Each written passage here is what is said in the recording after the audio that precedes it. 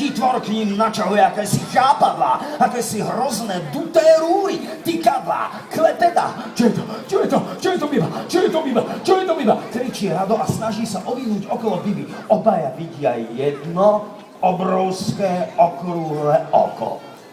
Väčšie ako najväčšia medúza, ako kedy stretli. A v tom oku sa niečo hýbe. Nejaký ďalší živočích. Pozerá to na nich, oslepuje ich to a oni sa nevládzu ani len pohnúť. Biba si chce zakryť oči plútvami, ale má ich príliš krátke a tak sa otočí chrbtom. Rado vidí, že sa z tej veci vysúva rameno.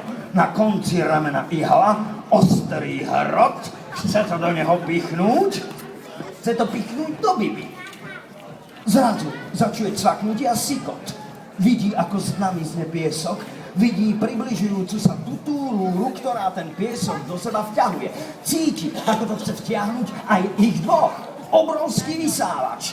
Živočích, čo nasá